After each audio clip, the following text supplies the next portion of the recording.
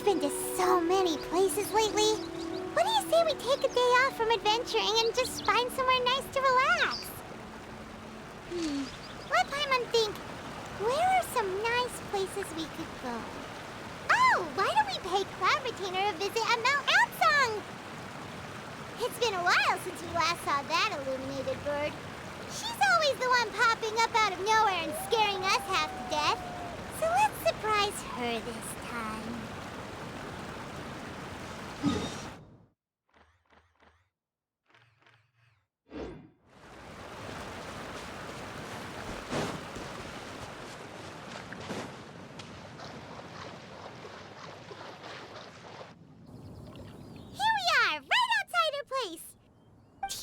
Remember the first time we came here?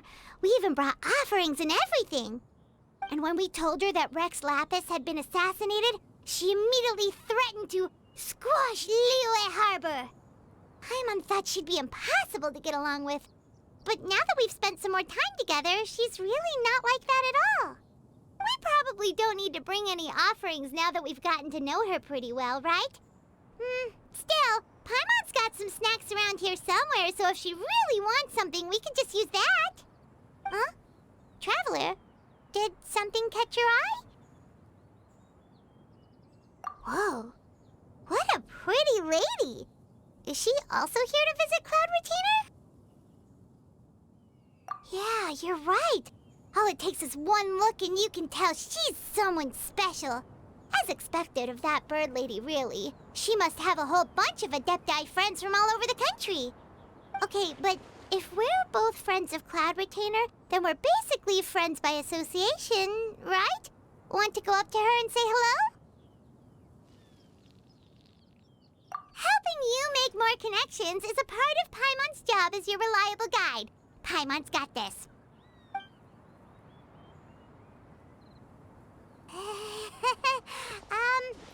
Hello.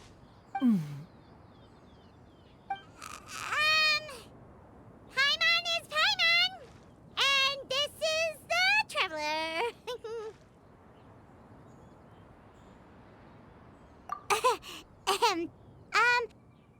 Paimon doesn't think we've met, but we're also friends of Cloud Retainer. May we have the pleasure of learning your name, Madam Adeptus? You two... What is this tomfoolery? Has this shift in form so clouded your eyes that you no longer recognize one anymore? Wait, you're... Huh? You're the illuminated bird? But you look... human! How did that happen? Oh, donning human form is scarcely any test of one's abilities. As for your confusion, one merely had no reason to indulge such inclinations before. So, you're indulging now because? Well, one has made plans to pay a visit to some disciples at Liyue Harbor. Taking on a human form for such a trip is simply a way to make matters less conspicuous. You? Worrying about keeping a low profile? You're the one who likes to pop up out of nowhere all over the place. In fact, Paimon can think of several examples. Like last year, when you suddenly appeared on the top of a roof without any warning. Or...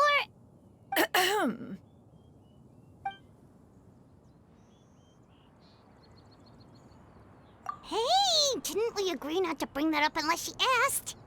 Oh? So you have taken care to follow the proper rules of etiquette after all. Most commendable.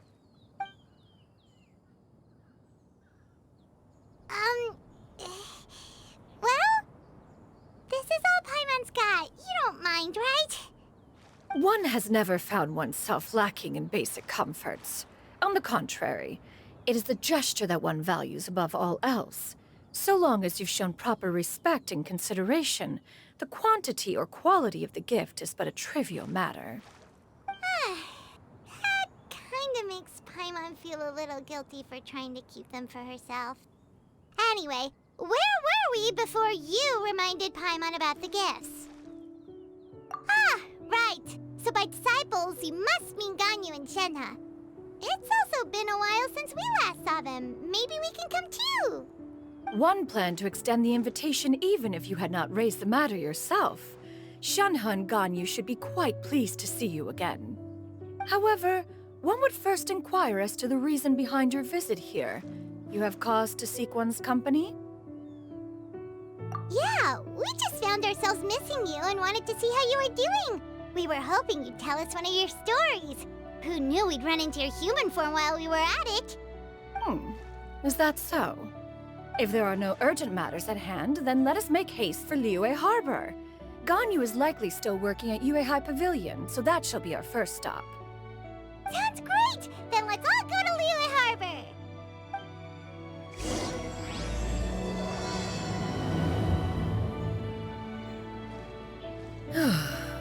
Ganyu has been quite busy with work as of late. One can count on one talon the number of times she returns to Mount Outsong each year. Shanaha has also secured employment recently. In her correspondence with me, she wrote that she shall have no need to return for the foreseeable future.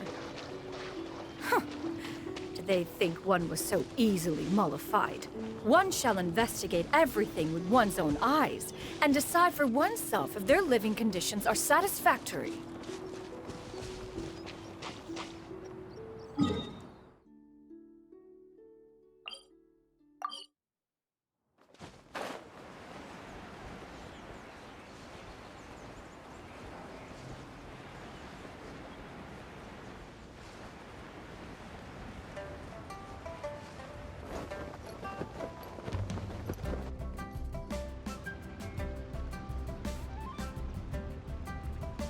We're almost at Weihai Pavilion!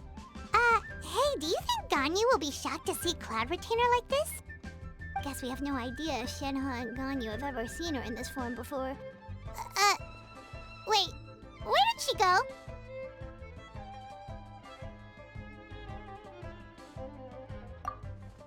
Why are you just standing there, Cloud Retainer? Quietly now. One shall stay here. You two can go and meet with her. But why? Isn't it better if we all go together? If one were to proudly proclaim one's presence, Ganyu would surely profess herself otherwise unoccupied and drop everything to attend to one's visit. One fears that would only result in her staying up all night to make up for lost time. One does not wish to trouble her. Conversing vicariously via you two shall suffice. Do remember to inquire as to her recent well-being. Again, do not mention one's presence here. Fair enough. Makes sense. All right, then. We'll just pass on your regards and... Cloud Retainer? Oh, busted. Is that lady someone you know, Miss Ganyu? She is indeed. I'm sorry, Huixin, but could we delay the upcoming meeting for a little bit? I believe my schedule today is quite full. Although, perhaps I could move some work to later in the evening. Oh, not to worry, Miss Ganyu. I'll make the necessary arrangements right away. Thank you, Huixin.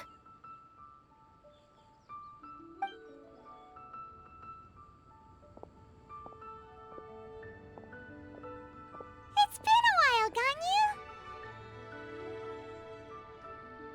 Greetings. What brings you here today? And Cloud Retainer, too. It's been quite some time since I last saw you in this form. You are quite mistaken. One is not acquainted with this Cloud Retainer of whom you speak. One is simply a mere mortal passerby. Huh? Seems she's not buying it. That was but a simple test. One did not expect you to be able to recognize one so easily, especially after so many years of only seeing one's other form.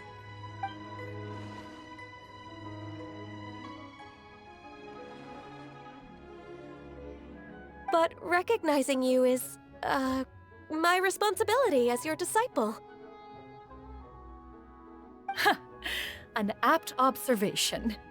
One was simply passing by while attending to some important business. One thought it would only be fitting to pay you a visit while in the area. Wait, Paimon wasn't aware of any important... Cloud Retainer's right! We've still got something super important to do, so we can't stay here for too long today. Oh, is that so? But it's been so long since we last saw each other. One simply desired to see you and had no intention of interrupting your work. A quick conversation should suffice for today. A more involved reunion should wait until you find yourself less occupied. I understand. That should be fine. While one acknowledges the amount of work that you have to deal with every day, one must also remind you to rest. Though Adepti blood flows through your veins, excessive exhaustion will still cause grave harm to your body. It still makes one nostalgic to see you as you are now, respected and independent. When you were young, you oft begged one to cuddle you to sleep when you suffered from nightmares. Cloud Retainer! Stop! If you insist. We are running short on time regardless, so one will refrain from going into each and every story. Why don't you continue your conversation? One shall simply stand by and listen. Wow, you've been to so many new places since the last time we spoke. If you ever need anything, please just come find me at Yue High Pavilion. Also, forgive me for my presumptuousness, Cloud Retainer, but if you plan to continue appearing in this form, don't you think it'd be helpful to adopt a human name? A human name? Huh. You raise a valid point. Considering the sheer extent of one's renown, Cloud Retainer is surely too recognizable as a name. You really think so? Not that you're not famous or anything, but that famous? You presume to know the extent of one's illustrious achievements. One would hardly think such a thing to be possible. Nevertheless, Ganyu's advice cannot be ignored. From this point on, when in public occasions, be sure to refer to one as Xianyun. Xianyun? I assume that's a reference to the full record of Pristine Pavilion. An Adeptus of years past would rise with the clouds and rest with the moon. They were enlightened and wise, free and unfettered. The writer referenced Master's name to describe her carefree and spontaneous nature. Oh, that sounds super cool! Paimon feels like only the most powerful of Adepti could rise with the clouds and rest with the moon. Actually, those lines were originally written to describe Cloud Retainer herself. Huh? Wait, so you're really that powerful? And what of it? Did you truly take one to be nothing more than a bird of bigger than average size? Not exactly. To be fair, Cloud Retainer rarely speaks of her past accomplishments. The tales of her past can only be found in ancient texts. It is said that once, a long, long time ago, there was a severe drought in Liyue.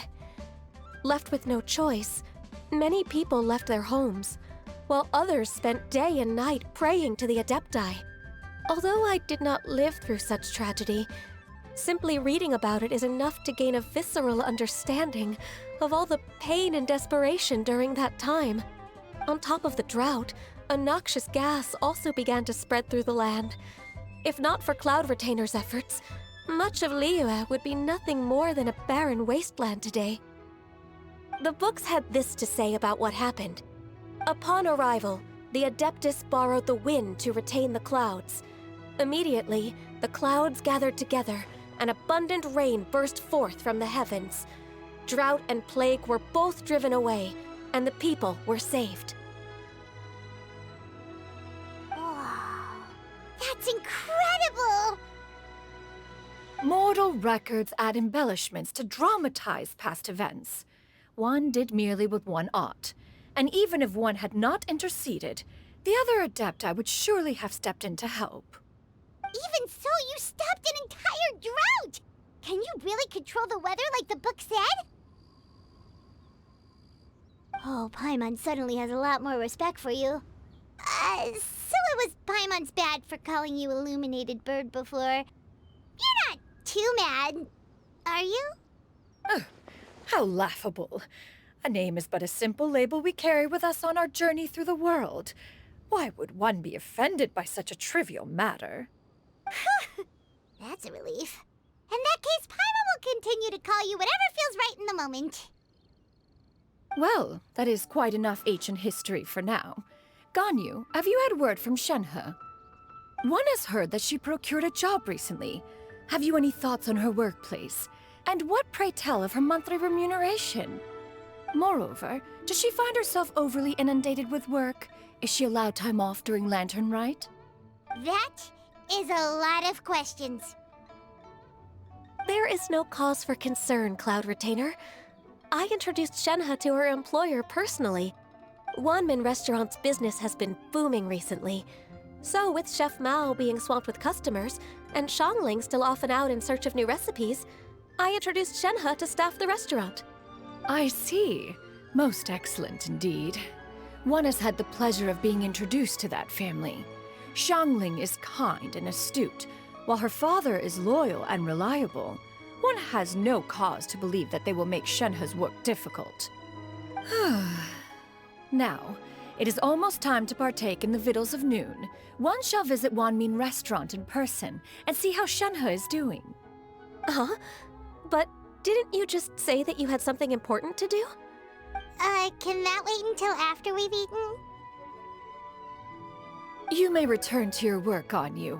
One shall see to this matter on one's own. There will be many an occasion to dine together in the future. One is certain the opportunity shall present itself most readily. Of course, Cloud Retainer. Please take care. Traveler, Paimon, I'll see you some other time. See you around, Ganyu! Whew! Paimon was pretty quick on the uptake there, don't you think? As soon as you mentioned important business to attend to, Paimon realized that you were just looking to cut the conversation short and not take too much of Ganyu's time. Is Paimon right? No, in fact, it was not an excuse. One is indeed visiting Liyue Harbor for an important purpose. Wait, for real? The moment is not yet upon us. Still, the truth will be revealed to you in time. She really seems to be playing up the whole mysterious Adeptus thing right now. Is it because we just heard that cool story about her powers?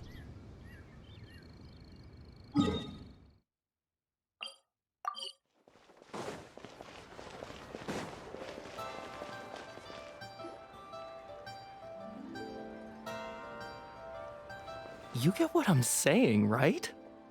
Yeah, how can I not? Not even fine food is enough to distract from the presence of a fine lady, eh? Oh, I'm far more interested in getting her details than ordering any dishes. Hey, how about you ask her? You do it! No. I think you should. Wait, she's coming. What can I get for you today? Greetings, miss. I was just wondering if you'd be willing to...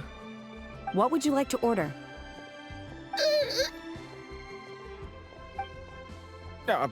2 servings of Mora meat to go. Oh, good chat. Bye.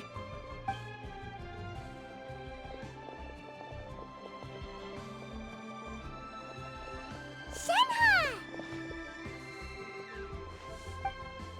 Welcome. It's been a while. May I take your order?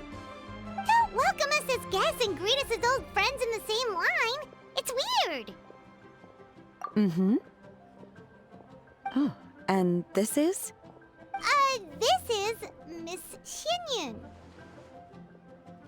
Master?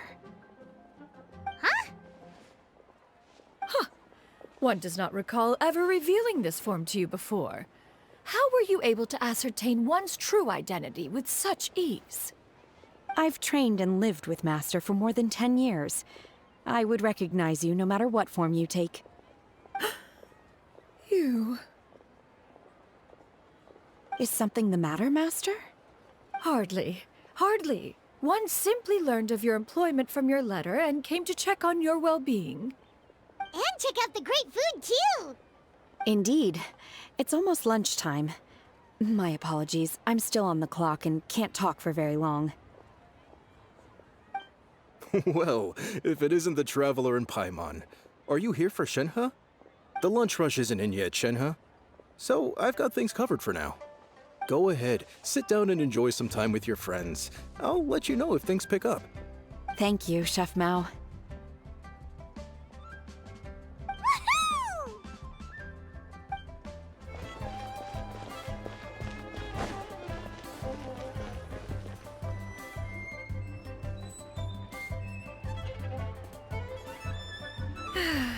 It is just as one expected. The owner of Wanmin Restaurant is indeed a most reasonable and accommodating human. Still, the work here entails dealing with quite a varied group of people. Has this been difficult for you, Shenhe? It's been manageable so far. I sometimes run into strange people, but I have figured out a way to deal with them. Seems like you've been making progress. So by dealing with them, you mean... First, I try to talk sense into them. If that doesn't work, I threaten them with violence. At this point, they usually decide they are in favor of a civil conversation. Oh, how should Paimon put this? Oh, a sensible plan. One is gladdened to see you integrate so well into human society. And you, Master? How have you been? Simply marvelous. Though Mount Outsong has scarcely enjoyed your presence recently, one has hardly found the pleasure of one's own company to be lacking. I see. Oh, just as expected of Master.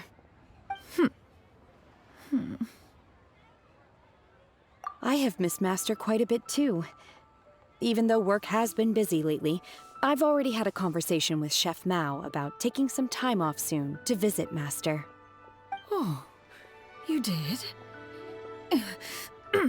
Do make note of such matters in your letters in the future. There's hardly a need to keep one in suspense. Whoa, her mood shot up just like that. By the way, Master, since you are in Liyue Harbor, have you had the chance to visit Ganyu? Indeed. She is similarly preoccupied with her work. There was time only to exchange a few simple pleasantries. Ganyu told us the story of Cloud Retainer's name. It was amazing. We never knew how powerful she was before. I see. In that case, allow me to also share a story about Master's past. Oh? Is that a problem, Master? I believe this to be a good topic of conversation. No, not a problem. One was simply caught off guard. But no matter, please, proceed.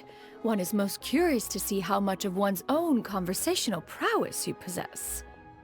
Master once participated in a race against Mooncarver. After Mooncarver lost, he insisted that Master's ability to fly gave her a natural edge in such a contest. In response, Master agreed to forego flying in return for being able to use one of her devices in the race. Mooncarver accepted, only to find Master with a brand new device on the day of the contest. Huh, what kind of device was it? It was a mechanical vehicle made out of iron. What was it called again? Oh, an electro-powered bicycle? Oh, you refer to the bicyclical Thunder Flashmobile. One spent 49 days conceptualizing and crafting it. It need only be infused with adeptal energy, and it can cover thousands of miles in one day. Oh, it boggles the mind why Mooncarver ever supposed he might best me in a contest of locomotion. Though he sprinted with all his might, he could barely keep up. Alas, the one flaw of my mechanism lay in its weakness against mountainous terrain. One was thwarted mere seconds from victory, when it was thrown off course and failed to make it across the final stretch. Truly a most unfortunate turn of events. Anyway, do go on, Shenhe. Master, that was the end of that story. Is that so? Huh. With you gone, One has seldom felt the desire to call upon those old fossils for another contest. What is a race without spectators, after all? Have you been lonely, Master? Lonely? Huh. At one's age, entire human generations come and go in the blink of an eye. Even one's own self-directed musings can span several days and nights. 'Tis a most foreign sentiment. The mere mention of it is preposterous.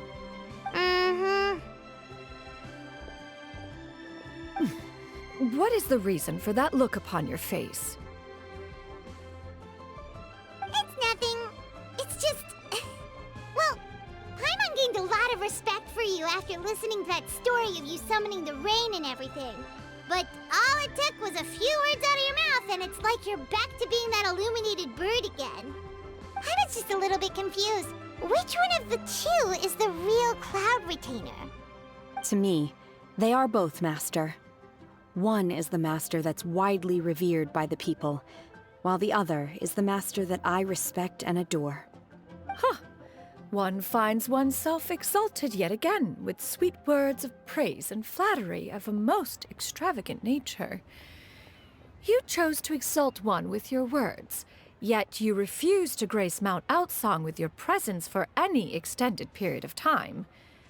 One would almost question the sincerity of your estimations. This is not to say that your words paint an inaccurate picture. One has always lived by a single ideal.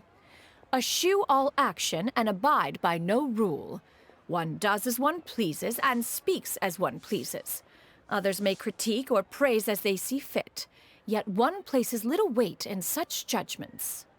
She got like, what, 2 sentences of flattery from her disciple, and it's as if her ego is about to burst. Do you have any empty tables?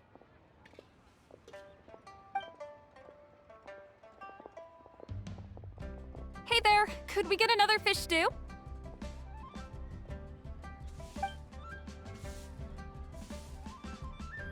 I'm hearing more guests come in. I should get back to work. All right, good luck with the lunchtime rush, Shenhe. I'll try my best.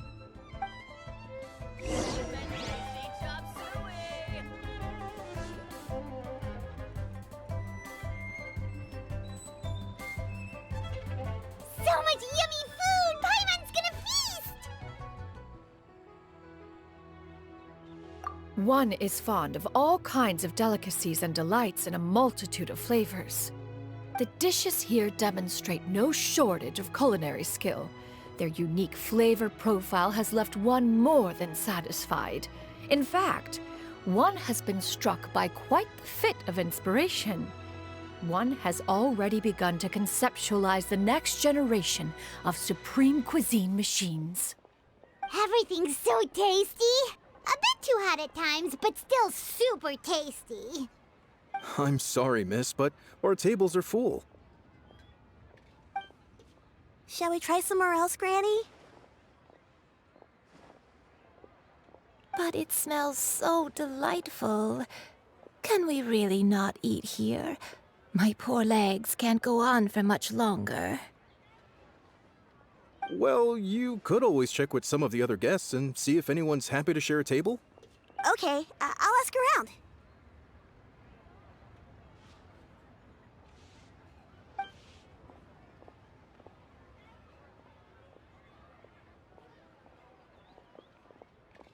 Excuse me. Would you mind letting us share a table with you? There are no empty tables left, so... Ah, well, Paimon doesn't mind. What about you guys? Great! Thanks so much. My name is Xianyun, and this is my granny, Yuendai. Granny? Yep. Is there something wrong with that? No, Paimon's just a bit surprised. She looks so young. Yeah, a lot of people compliment Granny on her youthful looks, but she's actually much older than she appears.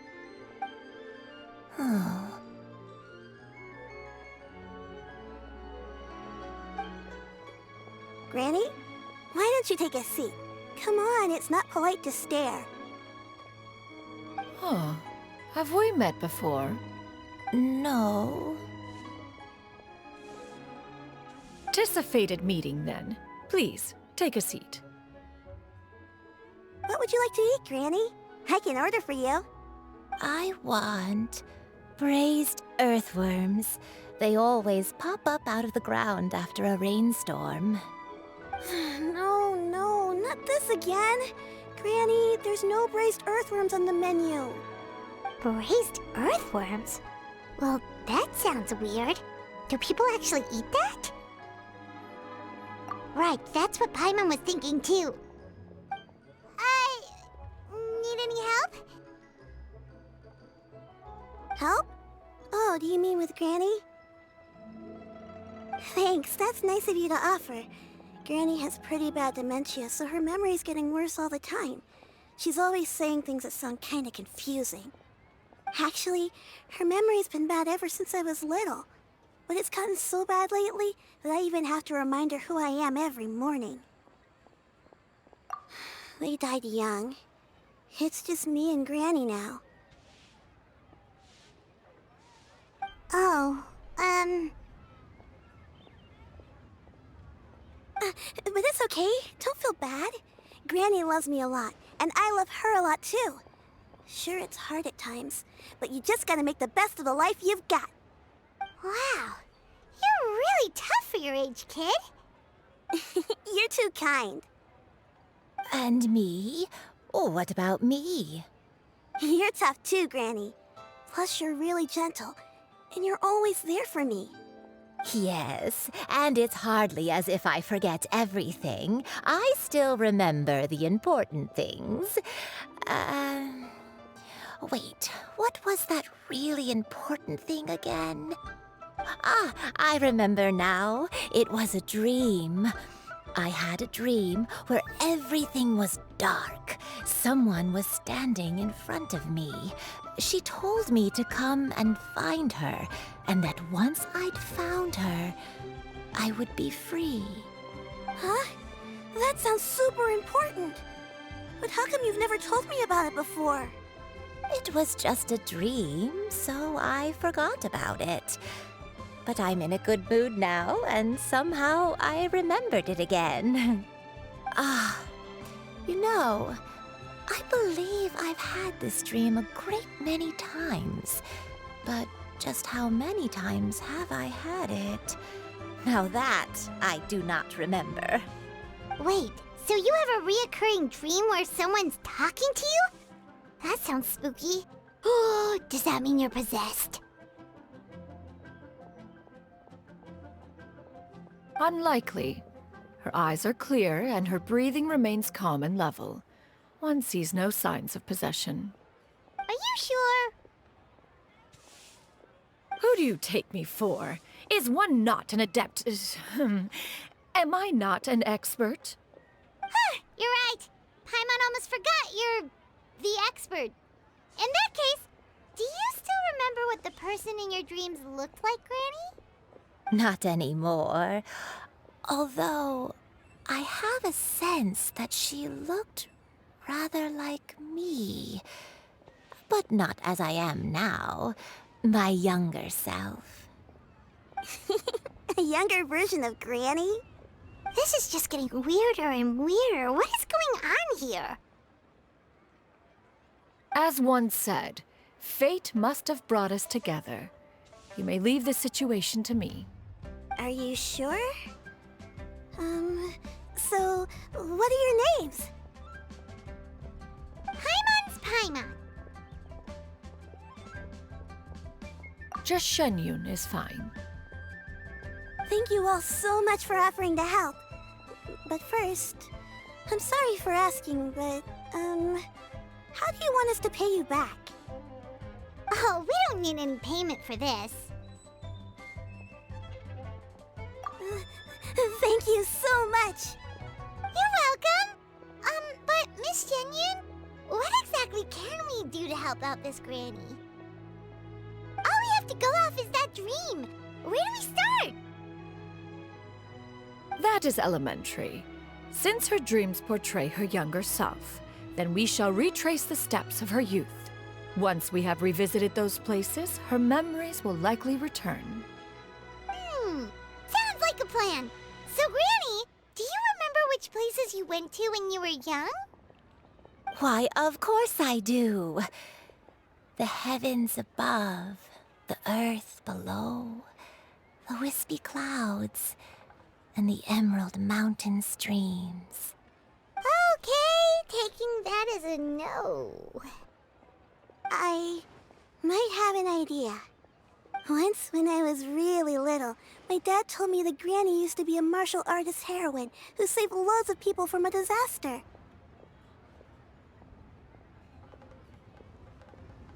If it's true, then maybe they wrote about it in the history books or something. A martial arts heroine? Oh, Shincho knows tons about Liyue's chivalric traditions. If anyone knows about the heroes of the past, it's him. Let's go find him at the Xianyun Commerce Guild. Are you leaving already? But I'm still hungry. I'll go order some food, Granny. If there's nothing on the menu you especially want, I'll just get a few different things. It seems we must part ways for now. The Traveler and Paimon are bound for the Xianyun Commerce Guild, while Yuendai and Shuyu shall remain here and partake of their lunch. As for myself, I have matters to discuss with Streetward Rambler. Streetward Rambler? Oh, you mean Madam Ping!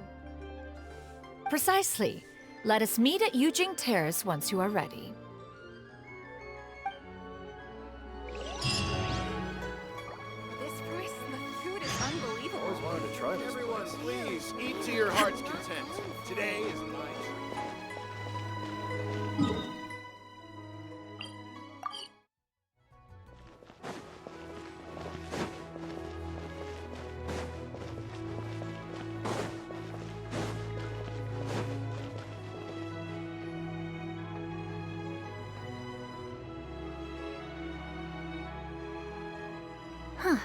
It's you two. What brings you here? Shincho! Great, we found you! We wanted to ask you about something.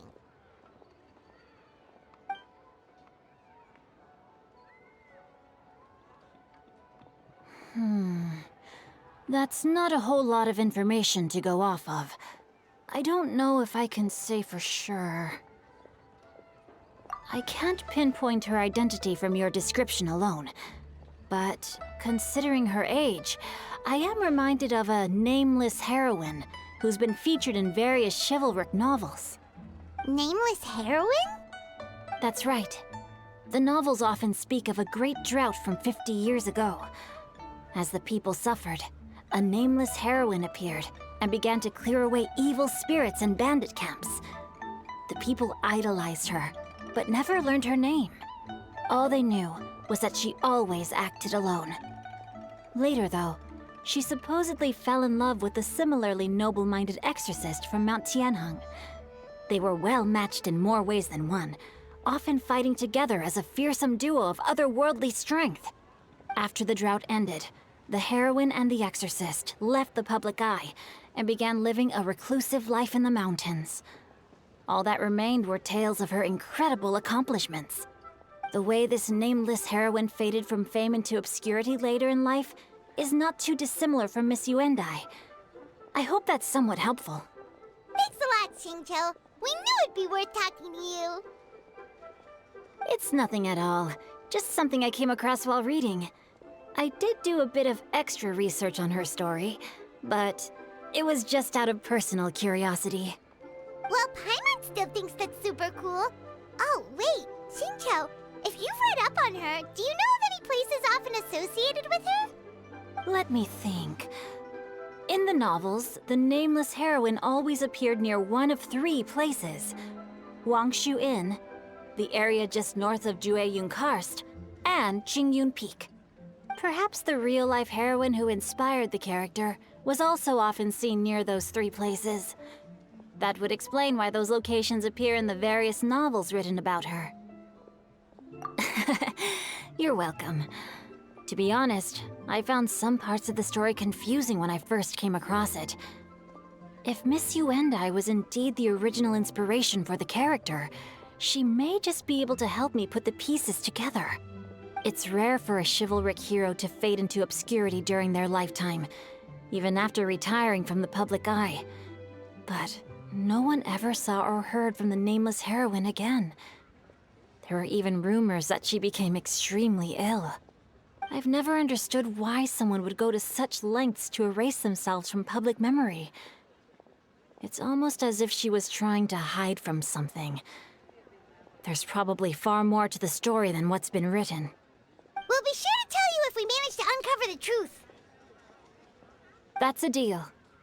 Perhaps, behind the truth of it all, there lies a story more fantastical than any work of fiction. Paimon feels like we just learned so much from Xingqiu. A drought, a nameless heroine, a life of seclusion. Wait, why does the story sound super familiar? Oh, right! There's a drought in this story, too! Xingqiu, are droughts super common in Liyue or something? Well, they used to be. But people have long since developed methods to prevent them, like by cultivating the soil or digging canals. So while droughts do happen from time to time, they are rarely regarded as true disasters. The drought 50 years ago is probably one of the worst we've had in the last several centuries.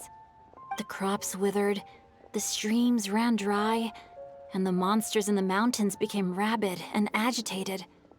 Countless caravans were attacked, and people who lost their homes came together to form bandit groups. What started as a natural disaster soon became a human tragedy as well. That sounds awful. Yeah, and that's exactly why the nameless heroine was so beloved. She must have been someone of true integrity, to do so much for the people while asking nothing in return. Still, as terrible as that drought was, it was nothing compared to the truly calamitous disasters that befell this land in ancient times. They say that back in those days, disasters were both more severe and more common. Only the strongest of Adepti could hope to dispel the ruin and devastation. Do you have any other questions? We're good for now. We're just going to head back and meet up with Miss Xianyun and the others again. Paimon hopes that Granny Yuendai will be able to remember more of her past. She used to be a great hero who saved many people. So sad that she can't recall any of it. Anyway, we'll be off now. See you some other time, Xingqiu. Thank you so much for your help. It's no problem at all. Safe travels.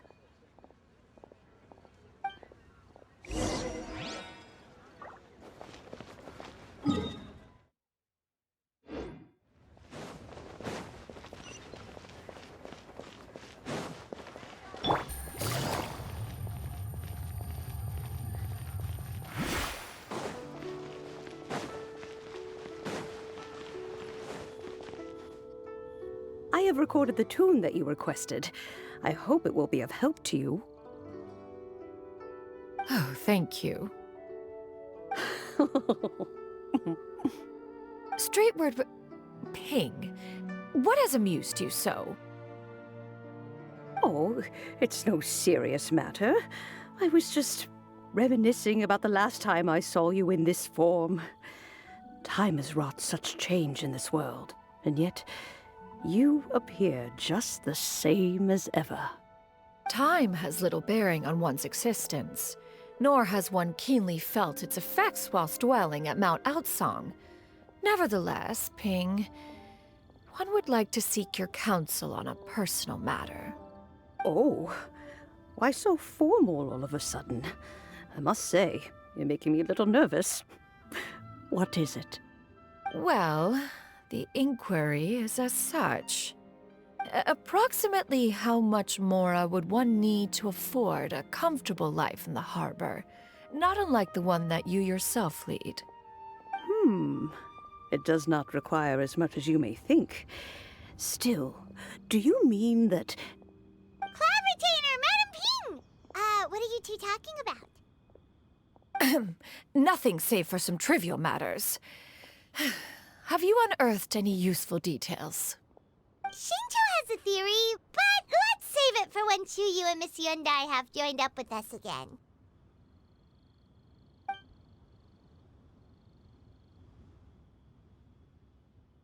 Do not be troubled, young lady. Here, have some tea. Thank you so much. What do you think, Xianyun? Does it match up with what you know of your granny? According to the story, the nameless heroine eventually fell in love with an exorcist from Mount Tianheng. Maybe that's my grandpa. I don't have many memories of him, but there was this one time I found a box in our attic full of a bunch of weird sigils. I think so too. Granny might remember something once she's returned to a familiar place. What marvelous tea. I can taste the dew's sweetness in this cup. It's as if I was taking a stroll in the mountains, thoroughly one with nature and at peace. Is that so? Then please drink as much as you like. There's no need to hurry. At our age, it's always nice to slow down and take the time to appreciate pleasant conversation among friends. Thank you. Okay, since we have the time, can I ask you something? Sure thing. What would you like to know? I have a secret I want to tell you.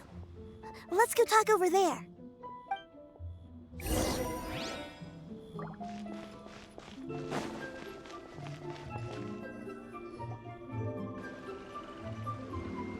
What's wrong, Xianyun? Well, I've been kind of meaning to ask ever since we started talking in the restaurant, but are you guys all adepti in disguise? Oh! How about that? Well, you guys just seem super special. Plus, I think I might have heard Miss Xianyun call herself an adeptus. Oh, must have been a slip of the tongue. Xianyun, since you were the one who, misspoke, maybe you can explain to Xianyun here what you really meant by that. One is indeed an adeptus. Is that of some concern to you? Huh? I knew it. Well, one time when I was a little kid, I saw a pure white illuminated crane. I had this super high fever, and Granny wasn't around. I was feeling all icky and gross. But then this snowy white crane flew down from the sky. She put me on her back and flew me to her cool Adeptus house and fed me some sort of magic potion. When I woke up, I was already back in my bed and my fever was gone. I really wanted to thank her, but I was too sleepy to stay awake, so I never got the chance. So, I just kind of wanted to ask if maybe any of you have ever met an Adeptus like that? A pure white illuminated crane? The only two we've ever met are blue and white and black and brown. Have you ever met one that's pure white, Cloud Never has one met an adeptus with such features. One surmises such a description is but a hyperbolic embellishment that oft results from narrative accounts. That's weird. Was it really just a dream then? Well, even if it was just in my head, it doesn't matter that much anyway.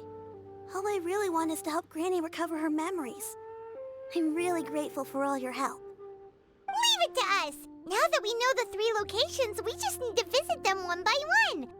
Let's go to Wangshu Inn first. Okay, I'll go get Granny.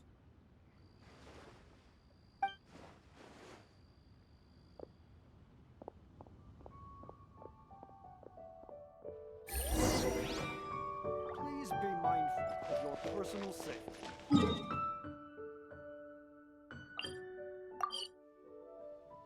Wangshu Inn. Wangshu Inn. Do you remember this place, Granny? Yes. The fish here is very delicious. And if you look out into the distance, you can always spot a bird that's been left behind by its flock. I believe I used to have a room here. It had a window. Yes, I spent a lot of time looking out that window. Which room was it again? Let me look. I'll come with.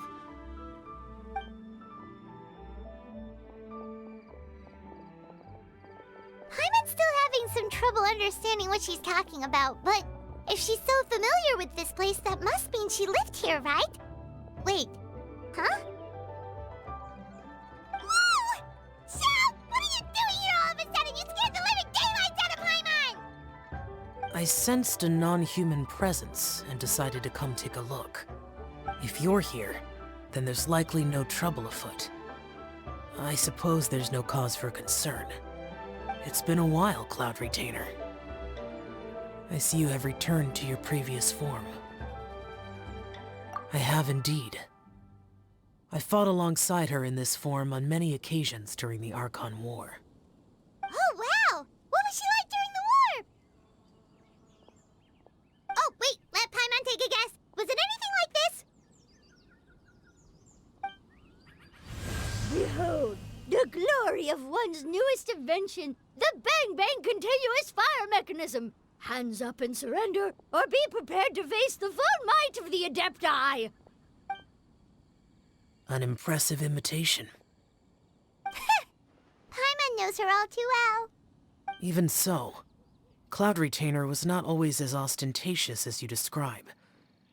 You may be unaware, but her talent with Adepti sigils is just as formidable as her skill in mechanics.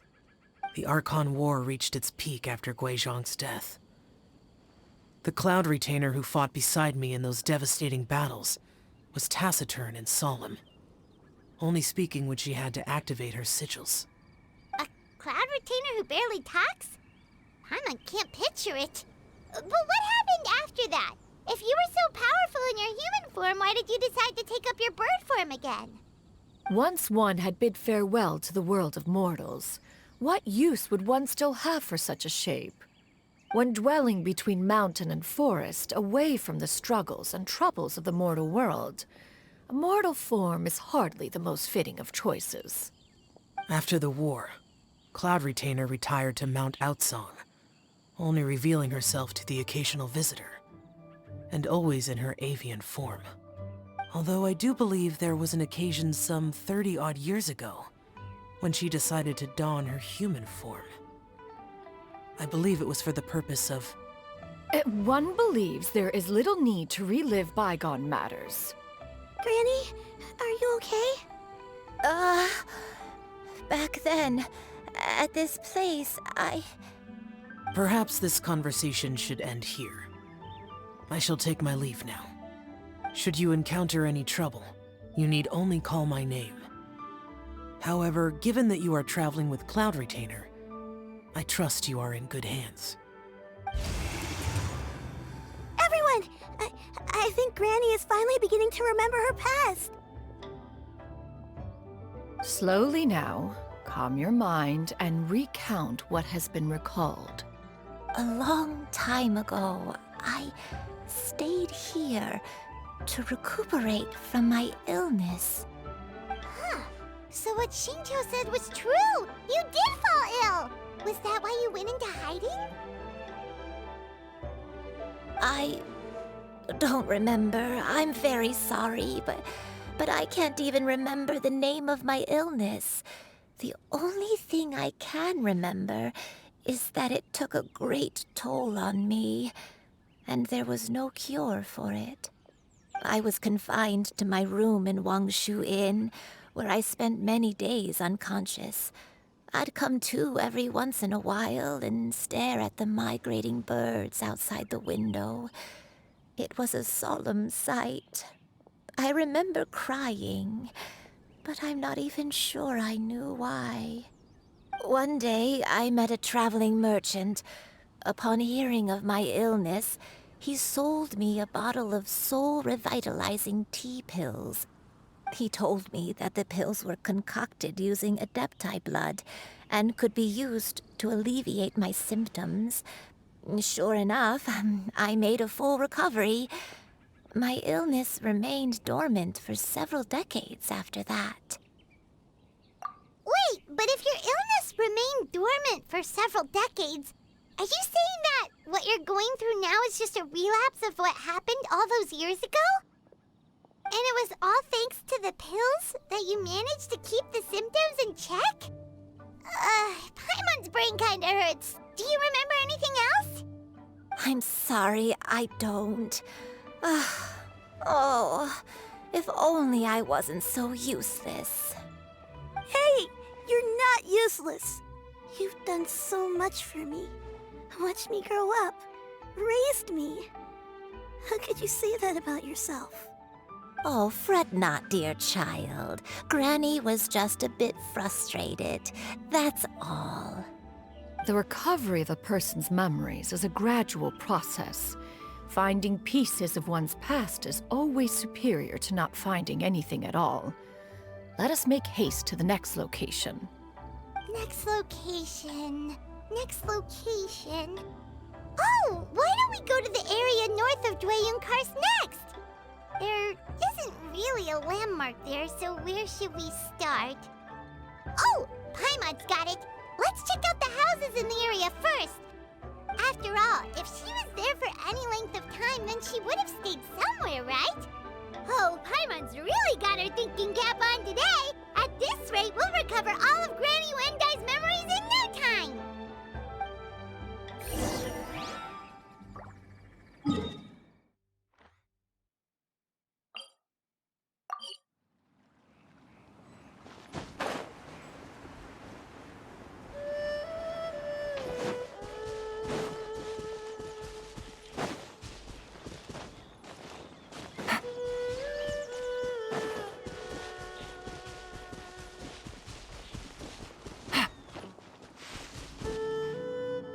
Whoa, why are there so many treasure hoarders here?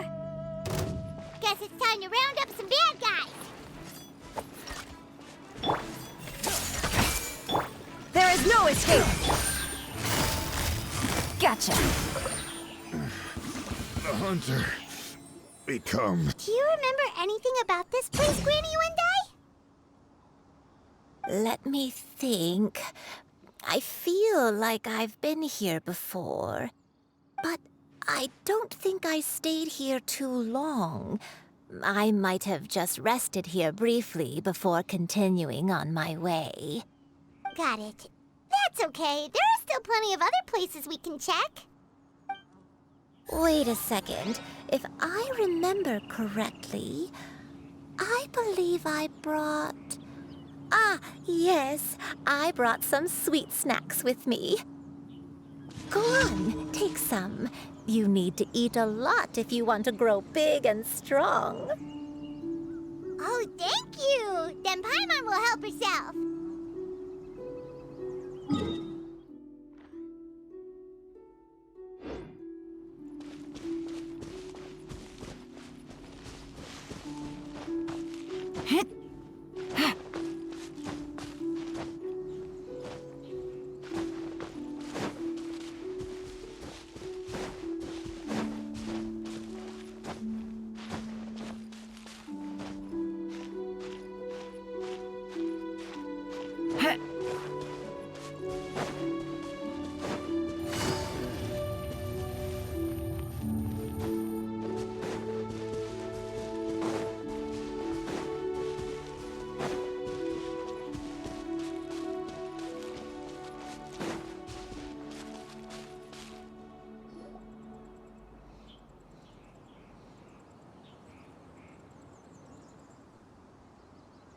Paimon sees an abandoned house. Why don't we take a break over there? This place... it's...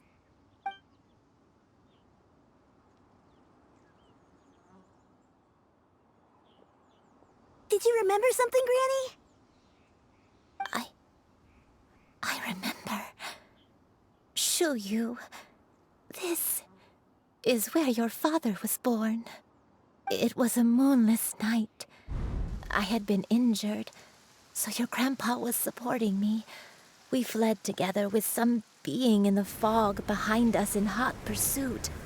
I had exhausted my strength when the labor pains came on, so we took refuge in this house.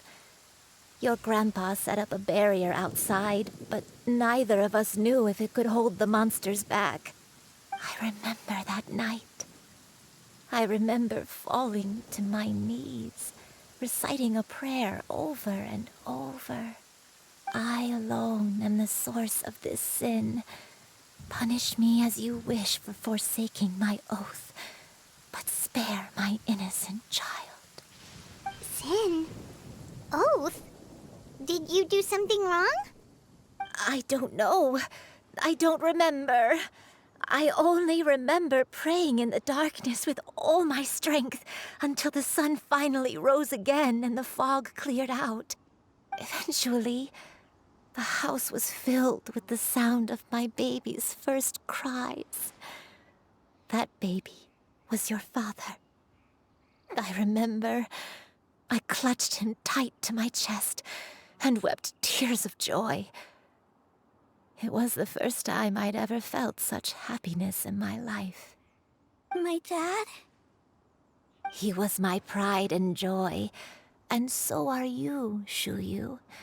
You're so much like him, and I love you both so much.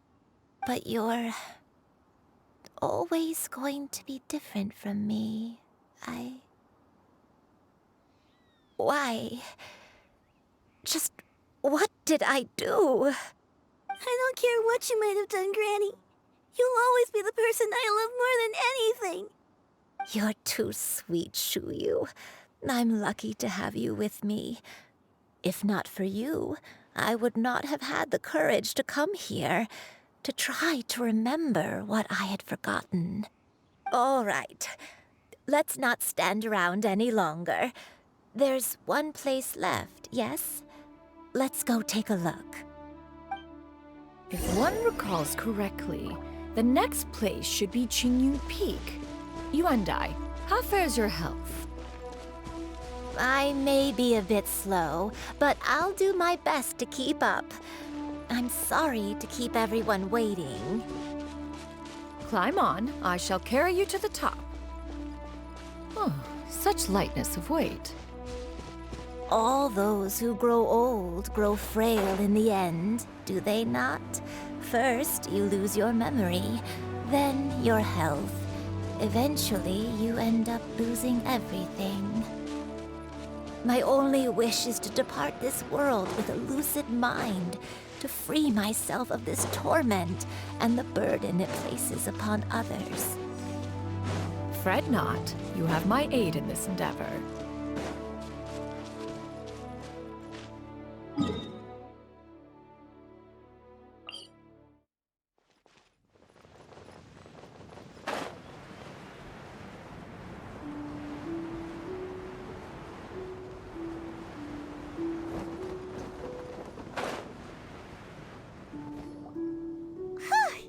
We're finally here. Does this place feel familiar to you, Granny Yuandai? Let me see.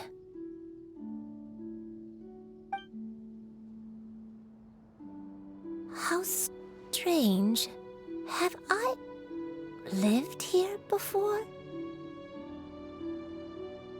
When we were at Wangshu Inn and the abandoned house earlier, though I couldn't remember everything, I still felt a sense of familiarity.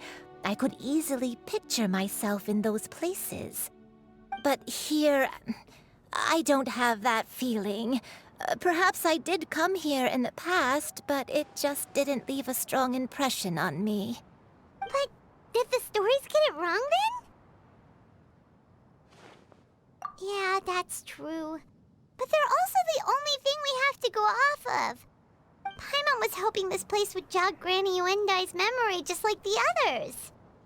I'm sorry to disappoint you two. It's all right. We're not going to give up yet.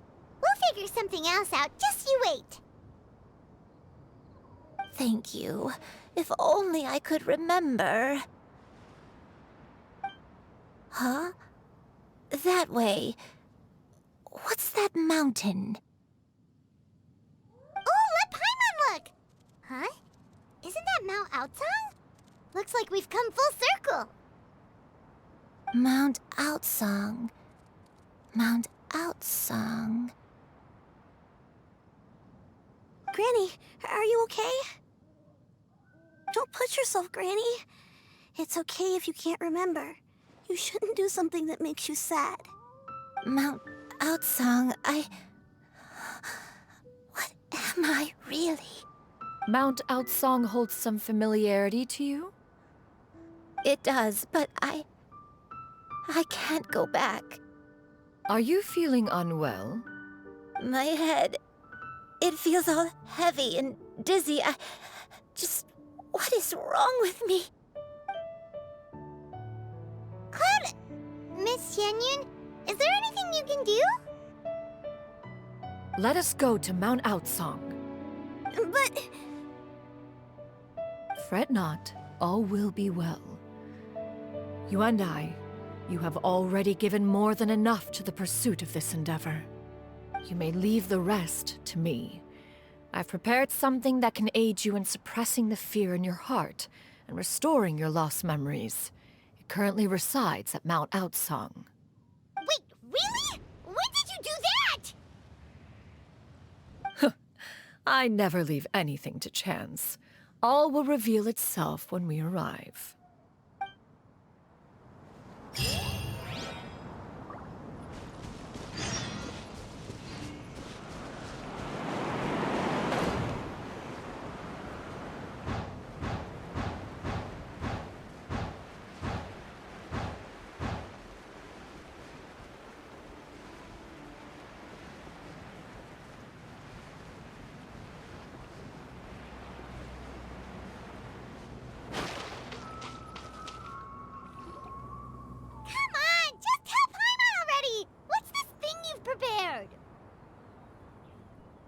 Here, this is it.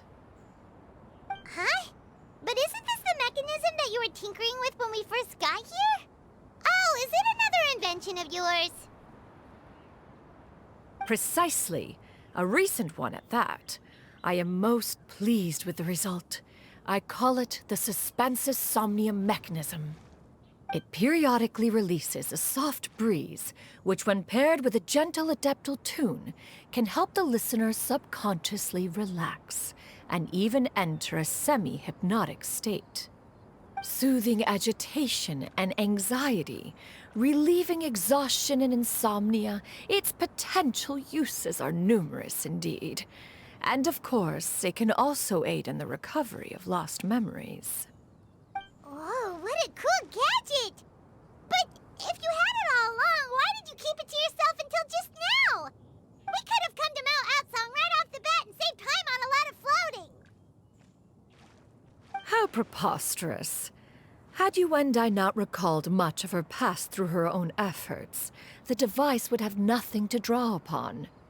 We Adepti can only help those who first resolve to help themselves. Had she lacked such determination and strength of character, one would have little to offer in way of assistance.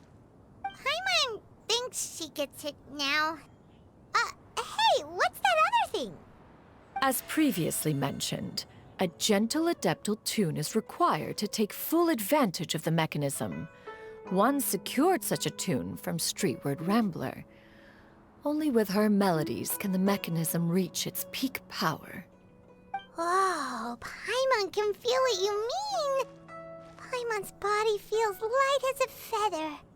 It's as if she's lying down on a warm patch of grass after a super satisfying meal. And you and I, is the mechanism helping you to relax? It appears she has already succumbed to the depths of reverie. Come, join one on this side. We shall give her some time to herself.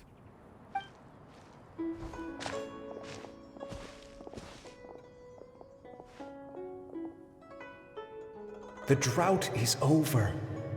But why do you look like you want to cry?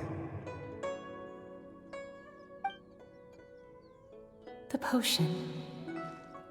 It's nearly run its course. I've never regretted meeting you. Not even for a second. Please. Please, no.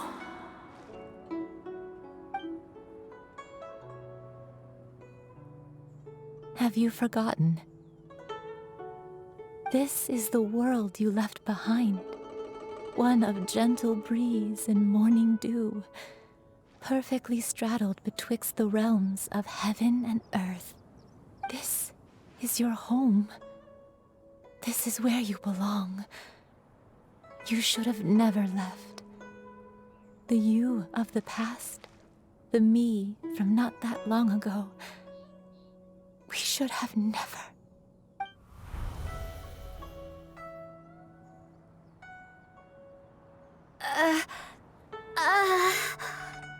So that is the truth. No wonder this place is so familiar. Granny!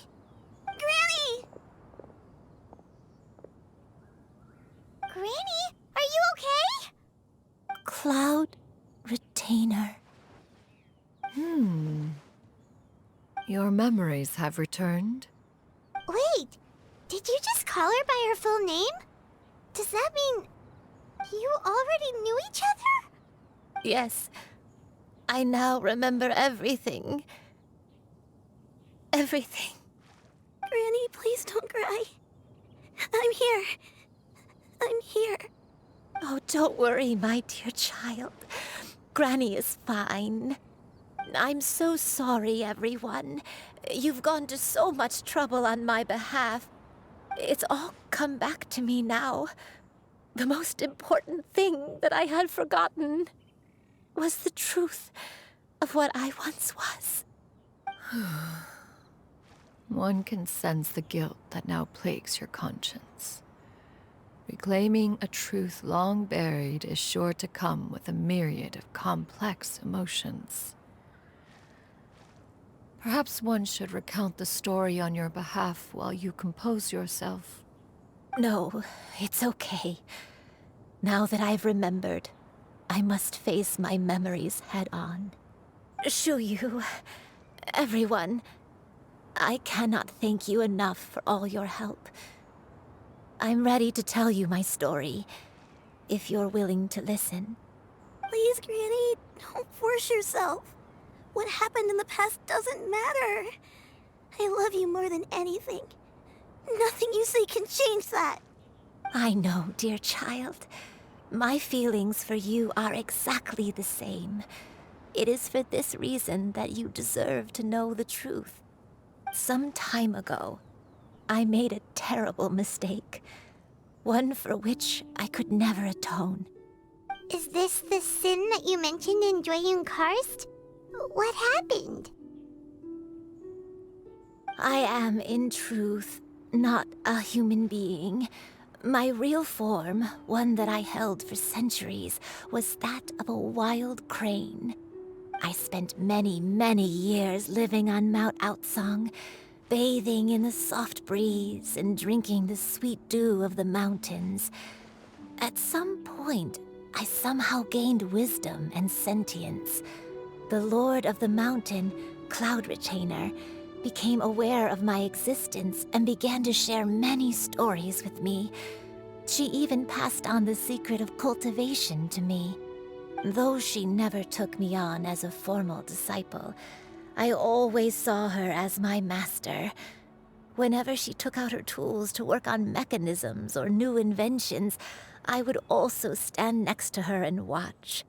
I even contemplated completing my training and becoming an adeptus in my own right. I followed her teachings, and time gradually passed us by. Until that fateful day 50 years ago. 50 years ago? That's right. Master regaled me with many stories of her past deeds. From them, I learned how she had saved people from a similar crisis in the past. She was the one I looked up to the most. More than anything, I dreamt of becoming an adeptus like her. I wanted to travel the land like she had, relieving suffering wherever I went. But I was still far from being a real Adeptus. I possessed no ability to take on human form and fit in with the crowd. Once she learned of my desires, Master prepared a special dose of human mimicry potion for me. She warned me that the potion's effects would only last 10 years, and if I were to fail to return to my original form at the end of that time, I would forever forget my past as a crane and become something neither human, beast, nor Adeptus. Oh no. So that was the source of your dementia all along. Was it because of Grandpa? Indeed, I fell in love. Though he was human, he had spent his entire life training on Mount Tianheng. When we met, it was not only my first foray into the world below, but his as well. Although clumsy and impulsive as he was, you'd think he was the real strange bird among the two of us. But still, just like me, he cared deeply about the world and wanted, more than anything, to cleanse it of all pain and suffering. I could not help but fall for him. But my time continued to tick away. Those 10 years passed by in a flash. Yet I did not want to leave his side, so I... Oh no. What happened next? I committed an offense. I wanted to stay with him, even if it meant living a life full of pain and suffering, even if it meant that I would eventually turn into a monstrosity. I knew I had betrayed Master's hopes, but I was too ashamed to face her. So I wrote her a long letter instead and asked someone to leave it outside her abode. I was convinced that she would not support my decision, and I lacked the courage to speak to her face to face. In my shame, I fled and tried to hide from the world, such that no one would be able to find me again. But that was only the beginning of my troubles. I began to suffer from a strange illness. My memories became hazy and confused, and I could no longer keep myself awake. I understood that my pain was caused by my refusal to return to the life I was fated to lead. Along with my memories as a crane, I soon forgot the true cause of my suffering as well. I knew only that I had committed a sin. All I could do was pray for forgiveness, even if I had long forgotten what needed to be forgiven. Looking back, I was beyond lucky to have come across that traveling merchant at Wangshu Inn. It was such a fortunate coincidence that we were there at the same time. If it weren't for those soul-revitalizing tea pills, I probably would have...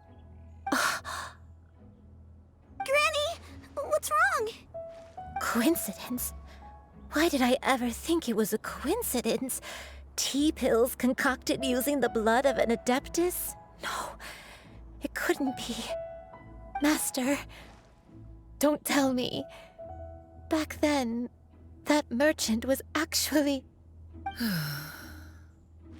Human custom would dictate the conferral of gifts to be in order when one's progeny is wedded, would it not? Consider the pills a symbol of one's best wishes. So when I tried to conceal my name and mistakes from the world and hide myself away in perpetuity, the only person I managed to deceive was myself. You knew where I was all along. One still remembers when you were but a fledgling. You possessed a certain fondness for a particular game. You would hide yourself among a group of wild cranes and ask one to pick you out from among the flock. One found you with such ease every time. 'Tis a truth most evident. One always recognizes one's own, no matter what form they may take. Wait! Paimon's confused! So, Cloud Retainer, you found Yuendai again? But how? When? And what happened after that? Perhaps it is now time for one to recount the rest of the tale.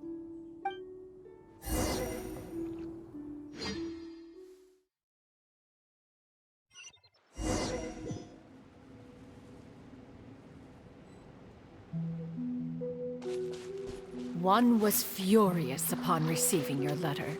Seized with anger, one set out to bring you to your senses.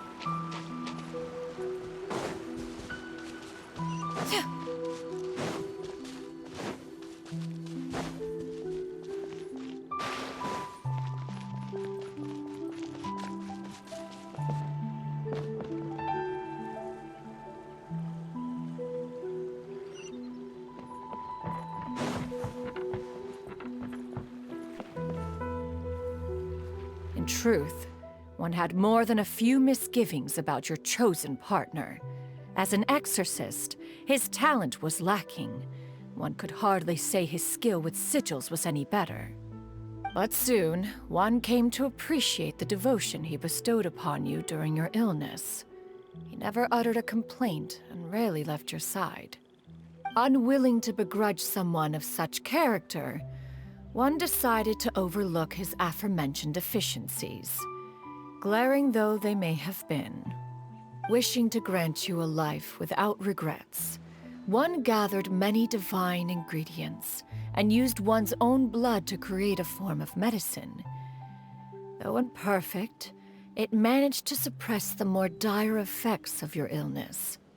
As for how to deliver the medicine, after much contemplation, one eventually decided to perform the deed oneself. One took great care to alter one's features and select the appropriate attire. Only after meticulous scrutiny did one finally set out for Wangshu Inn. As one expected, you were most ignorant of one's true identity. You showed not even the slightest inkling of recognition. One was quite torn. Should one have celebrated the success of one's disguise, or mourn the loss of your acquaintance?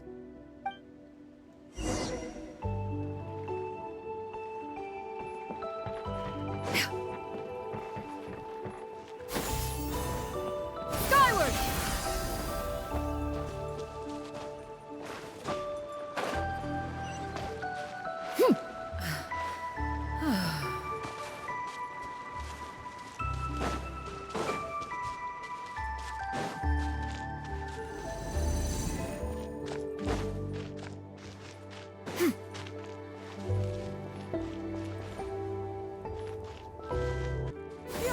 Scatter! Skyward!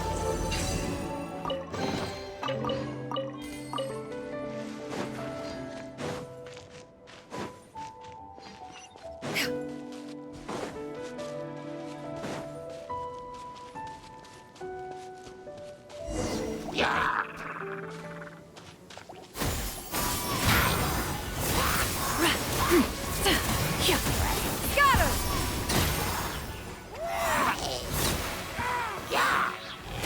Seize the skies!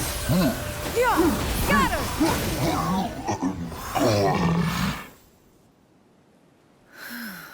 Those monsters would hardly have pursued you with such ferocity without sufficient incentive. They were likely incited by the presence of godly remains. Said godly remains, in turn, were likely drawn to the trace of one scent on your body. One was, after all, an active participant in the Archon War. Some of the gods were likely shattered by contraptions of one's very making. In the end, one was relieved to see you endure through the night. At the break of dawn, one heard an infant's cry pierce through the air, and one saw you carefully cradle the child to your chest. Although certain mortal matters remain foreign to me, one could not help but be moved by your joy. To see you happy, that was more than enough.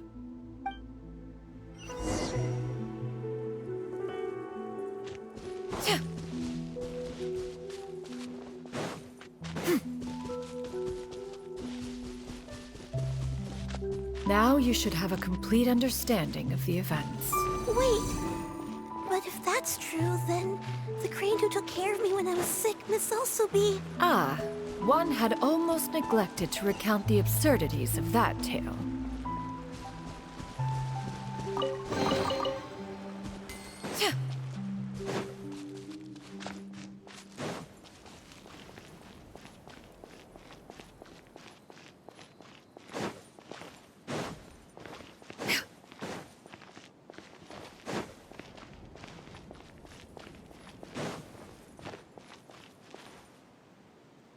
Just as Yuendai troubled one with her antics, so did you give one many a headache.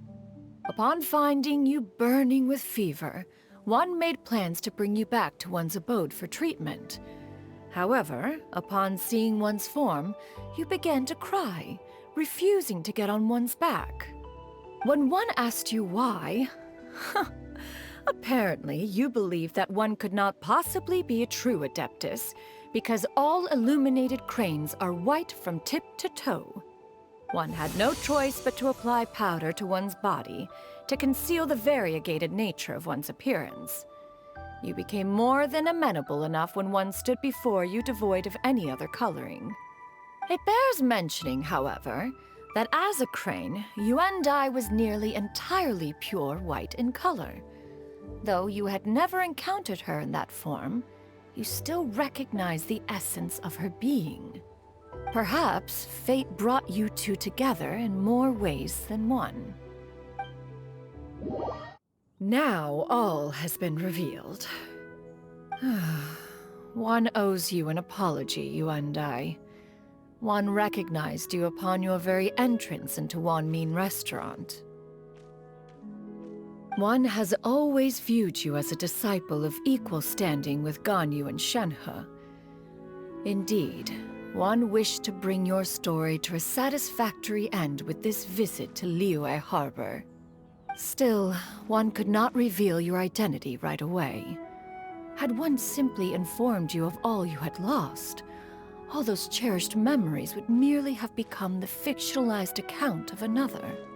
Memories are most meaningful when recalled by those who lived through them. Would you not agree? Even if the process was painful and arduous to experience. Have you any further inquiries? Master, I must ask, if you found me all those years ago, why did you leave me be, even though you knew about my mistake? Why did you not bring me back to Mount Outsong by force? One has never regarded your action as a mistake. It was a simple choice, nothing more. When it is time for one's progeny to leave the nest, it is the responsibility of an elder to let them fly free. Yet, when your wings grow weary and the night grows dark, just know that you always have a place to which to return. 'Tis a refuge referred to by many a name in mortal writing. Home, nest, haven. Whatever its denomination may be, its essence remains quite unchanged. One speaks, of course, of a place not unlike one's own abode. One's disciples are free to come and go as they wish, yet the door remains forever open to those who wish to return. One rather hopes you count yourself among them. Thank you. Thank you so much. You and I. One expects you too have sensed the rapid deterioration of your condition as of late, have you not? 40 years ago, you chose a path without a future. Though one used one's own blood to provide you with a few decades of extra time, it merely delayed the inevitable. One may have extended the path, yet one was unable to alter its final destination. Even the power of an Adeptus has its limits. Had your condition continued to deteriorate, you would have forgotten your life as a human entirely. In the end, you would have turned into a creature lacking in the ability to even comprehend its own monstrousness. Fortunately, you were able to avoid that scenario by reclaiming your memories. Though one sped the process along by providing some guidance, the result is entirely a reflection of your own effort. So, what's gonna happen to Granny? One will help her reclaim her original form as a wild crane. If it be fated, she may recover her sentience one day. She's gotta go back to being a regular crane, huh? Master, you've already done more than enough for me. I don't know how I could possibly repay your kindness. This is a better result than I could have ever hoped for. How much time do I have left? Not long. The transformation is imminent. Granny? Please don't leave, okay? You're all I have left. Please. Don't be sad, dear child. Granny has led a wonderful life. My only regret is having to leave you behind. Don't forget to eat well, okay? A growing young lady like yourself needs lots of good food to grow big and strong. Promise Granny you'll take good care of yourself when I'm gone. I promise, Granny. I'll do whatever you say. Good girl, good girl. Don't worry. It's not goodbye forever. Granny's gonna become the most formidable crane in all of Mount Outsung. Granny will train day and night. I won't stop until I can turn into a human without having to rely on anything but my own power. When that day comes, we'll be able to live together again. You and I. How's that sound? Good. That's a good girl. Even though we won't see each other for a little while, as long as we both work hard, we're sure to meet again someday. I'll eat well, Granny. I promise. And I'll wait for you, no matter how long it takes. I'll wait for you to come back. That's a good girl. Then Granny really has no more regrets. I'm so sorry, Master. Thank you for everything.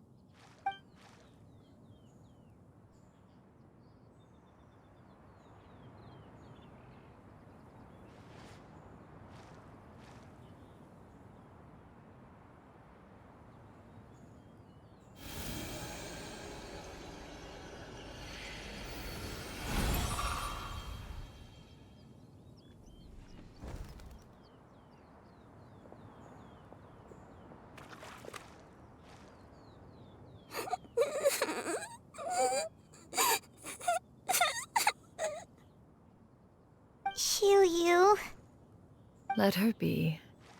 At her age, crying is a natural, if not fitting, response to such an event. Tears are a necessary part of maturation. Sometimes there is scarcely a better vehicle to wash away the toll of stress and misery. Now that the issue has been resolved, you should also take a moment to relax. Give yourself some time to rest.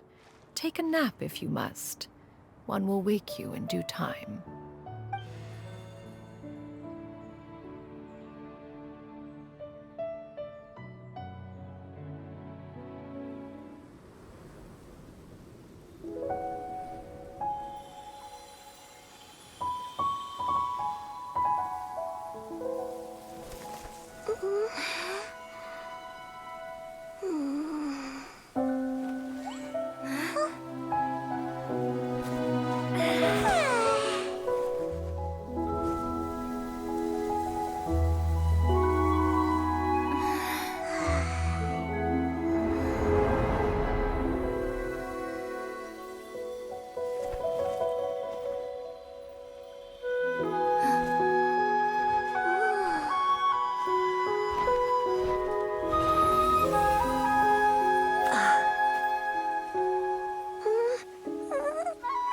I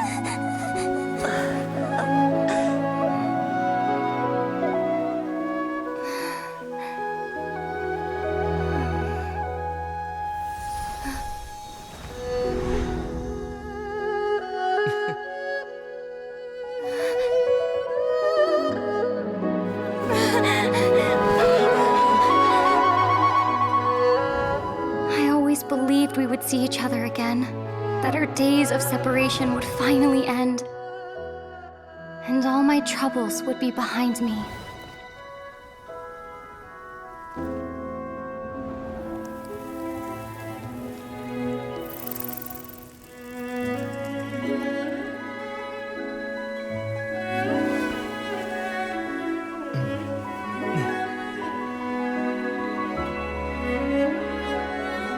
If only things could stay this way forever.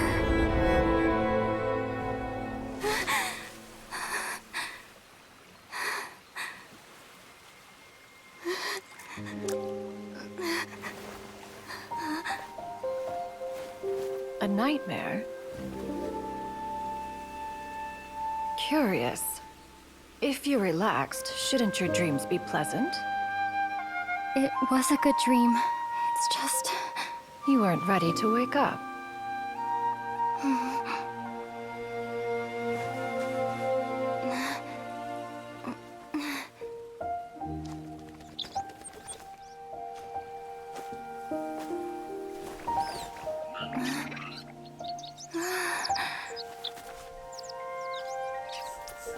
Eloquent as one may be, words of comfort are not one's strong suit. You are doing all you can. One can see your strength of will, your fearlessness in the face of danger. And so, whatever your dream may be, one believes that you shall achieve it. Of course, whenever the perils you face overwhelm you, or you become weary, one is always here for you. After all, as an elder, it is only right to look out for the young ones.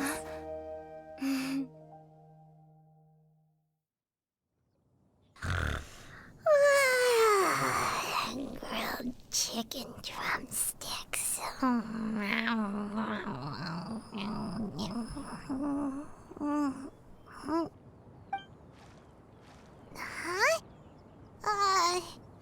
Was Paimon sleeping just now?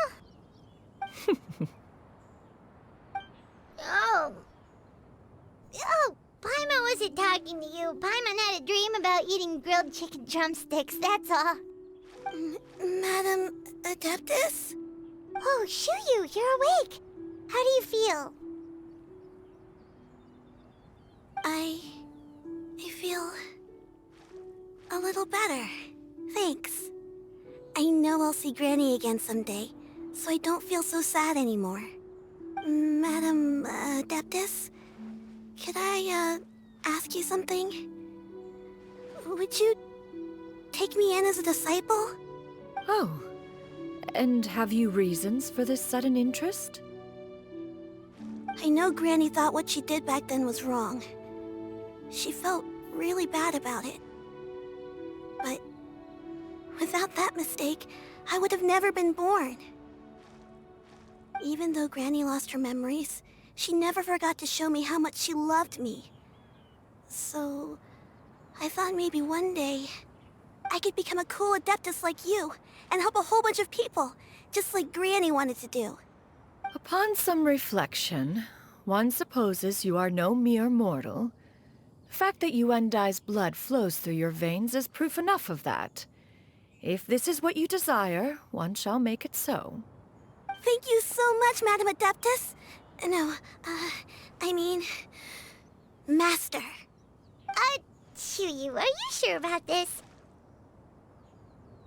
Paimon's gonna let you in on a little secret. We've seen Cloud Retainer's 2 other disciples, and they pretty much eat nothing but bitter herbs like Genshin and violet grass.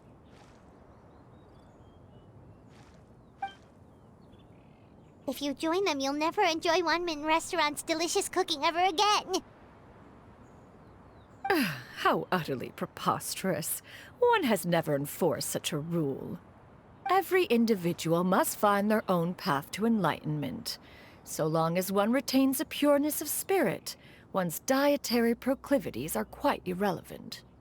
Well, you say that, but Paimon's not seeing any tasty treats up here now, is she? Although Mount Outsong is rich in natural beauty, its location does preclude access to certain finer mortal comforts. That is precisely why one plans to relocate to Liyue Harbor. Shu Yu shall have the honor of becoming one's first disciple in the human world. Whoa, you're leaving Mount Outsong? One has never concerned oneself with the location of one's residence. From the very beginning, one has sought only solace and peace. Yet in the end, all of one's disciples ended up in Liyue Harbor. Ganyu, Shenhe, Yuandai. They all chose a life among the mortal world. One has reflected on this fact for many years now. One can only assume that it is due to some failing on one's part as an elder or master. A failing, perhaps, of recognizing what it was they truly wanted. One is most curious as to what aspect of Liyue Harbor could have enticed them to remain there. One could hardly offer an opinion on the matter, but perhaps some time in the harbor will prove instructive. Why are you all so silent? Paimon is, just a bit shocked, that's all. So, does this mean we can grab a meal together in Liyue Harbor sometime? One has precious little time to squander. However, if one finds oneself otherwise unoccupied, one would not be opposed to the idea. One will be assuming the identity of a human while residing in Liyue Harbor. You should take care to avoid disclosing one's true identity.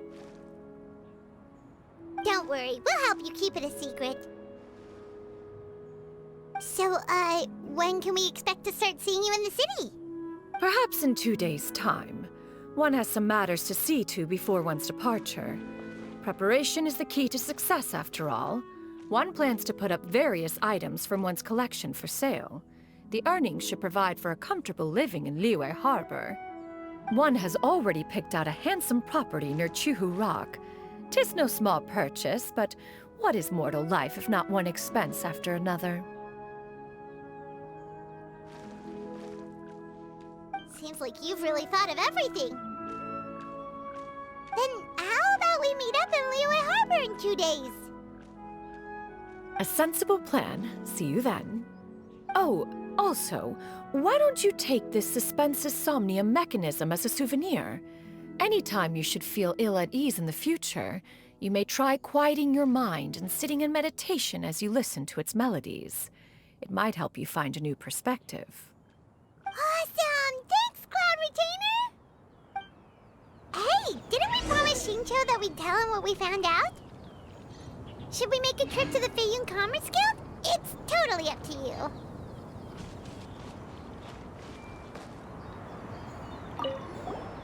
By the way, Shuyu, we have a friend who helped us learn a lot of information about your granny. Is it okay if we tell him the full story?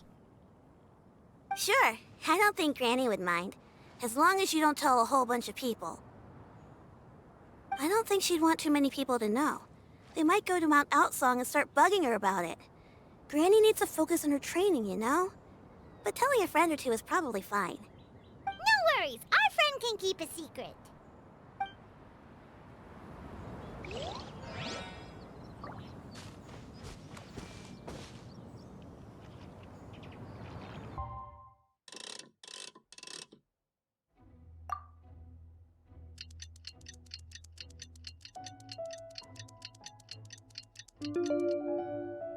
Let's work through it together. 2 heads.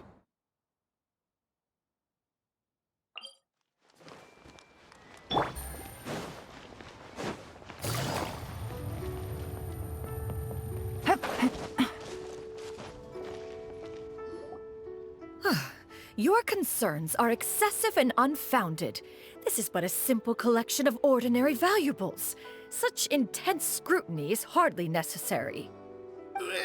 To be quite honest, your insistence on that fact is my primary cause for concern.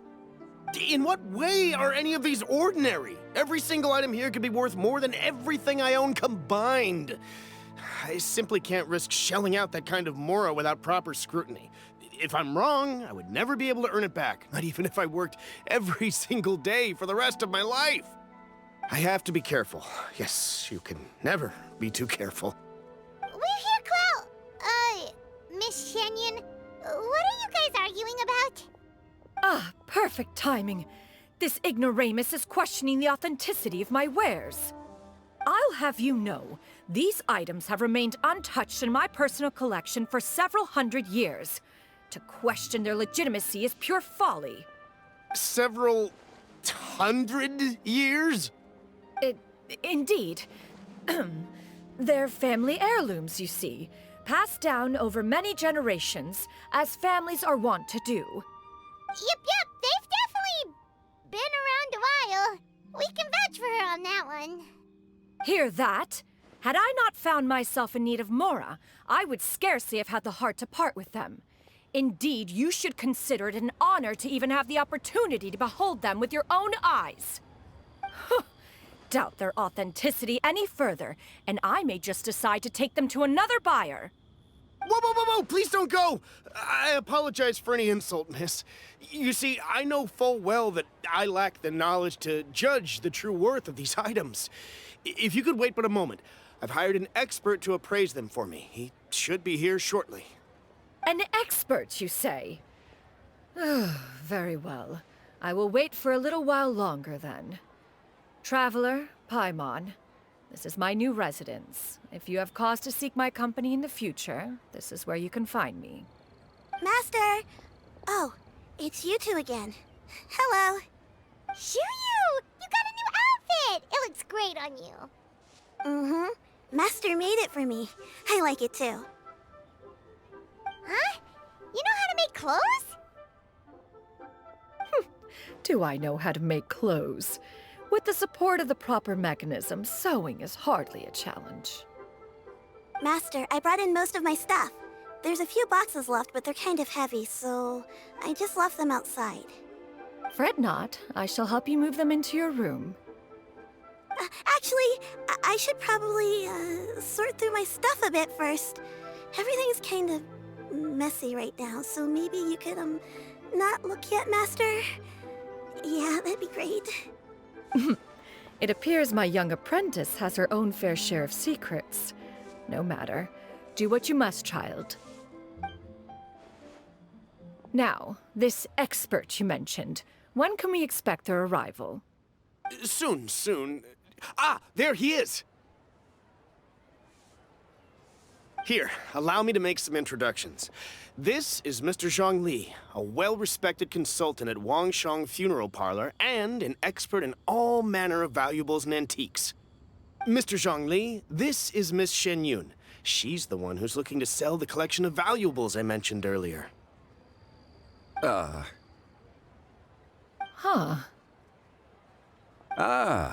If it isn't Miss Xianyun.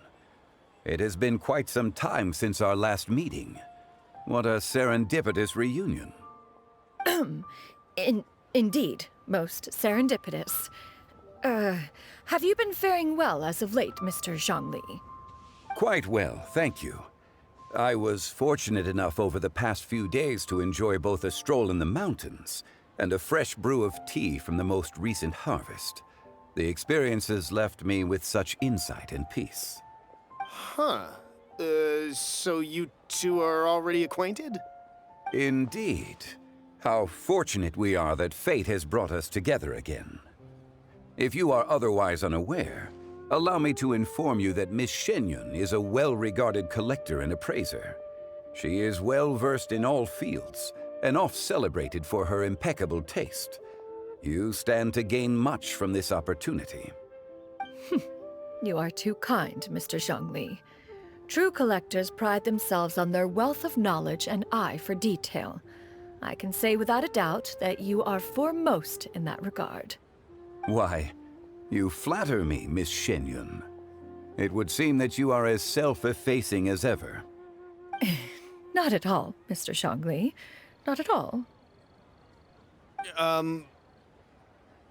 While I am loath to butt into this conversation, I must ask, you two already knew each other, and you seem to have quite a cordial relationship.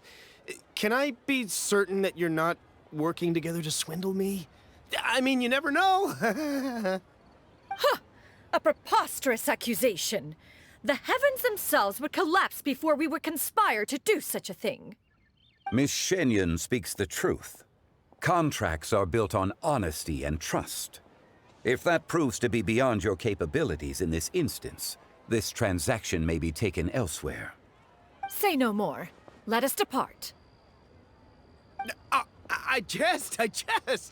What fool would still harbor doubts after Mr. Zhongli himself has vouched for the goods? Miss Xianyun, wait!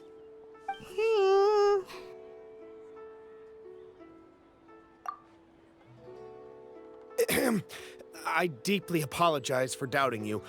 So, Mr. Zhongli, could you please give me a final verdict on the value of these items? There is no cause for concern. They are indeed rare and precious valuables. Take this mechanism, for instance.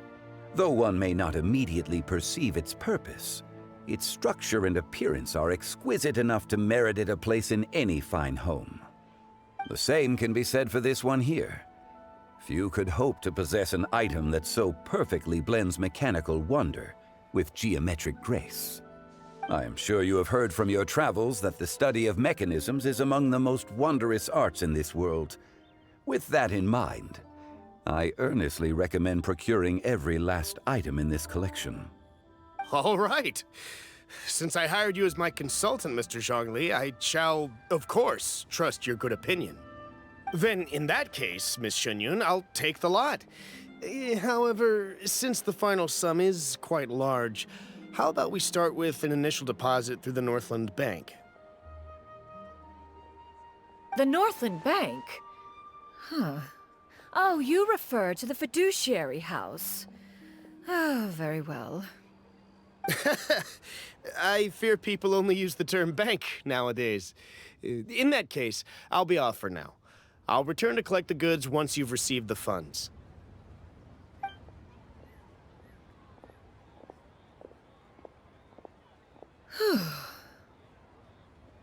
Zhongli! My friends, have you been doing well? We've been great! How about you? Paimon didn't know you were such a busy consultant! My days have been quite pleasant as well. I had been quietly enjoying a cup of tea when Mr. Xiaozu requested my services.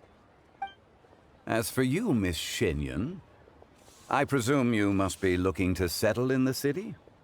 I must say, the name Xianyun sounds exceedingly strange coming from you. Perhaps you could dispense of that particular epithet in further conversation. Whatever for. Am I not addressing you as a friend should? Well, that is true, but... Alas, refer to me however you will. After all, a name exists such that others may address you with it. One is hardly ignorant of that fact. It would seem that you have gained many valuable insights over the years, Cloud Retainer. One has indeed. One's previous days were all brief. Now that one has made up one's mind to move and settle, one has gained a much better appreciation of the hubbub and commotion of the city, as well as the people's hard work and ardor. This city is much changed from how it was more than 1,000 years ago. Not unlike the ocean tides, so too shall the movement of people ebb and flow. From turmoil to peace, enlightenment to aspiration. Human society possesses limitless potential. In another 1,000 years, the scene we witness here may change in ways that are impossible for either of us to imagine. Alright, that's enough reflection for one day. No need to get all sentimental on us. You make a valid point, Paimon. Now that the sale has concluded, what say one plays the host as we try some specialty dishes together? One must profess great interest in trying bamboo shoot soup. Perhaps you have forgotten, Cloud Retainer, but I once tried my hand at that dish. You were at the table on that occasion, so logic dictates that you should have already tried it. Oh? What occasion was this? It was a reunion between friends several centuries ago. Alas, you must have been too preoccupied to secure yourself a portion. Or perhaps our other companions simply availed themselves of faster reflexes on that occasion. Huh, hardly. 'Twas most certainly out of consideration for the others in attendance. In but a moment, one will show you what it means to have a true deftness of hand. It is settled then. Bamboo shoot soup, mora meat, crab roe tofu, triple-layered consommé. We shall enjoy the lot. One has already passed word to Shenhe and Ganyu to make a reservation. It is prime time for them to meet one's newest disciple. Is that agreeable to everyone? It should be a most splendid occasion. Shu Yu, come now, it is time to dine. Ah, this gentleman over here is Mr. Zhang Li. He is, A humble employee of Wangsheng Funeral Parlor. Pleased to make your acquaintance. Nice to meet you too, Mr. Zhengli. That should be everyone, right? Let's go! Sounds good. Actually, Master, have you ever tried Adeptus' temptation? I heard it's impossible to stop eating after even just one bite. You know, 'cause it's super tempting and stuff. Is that true? That sounds rather implausible. Although with the right preparation, certain dishes can be too delicious to resist. Huh? Why are you all walking so fast? Hey, wait for Paimon! Hey, wait up!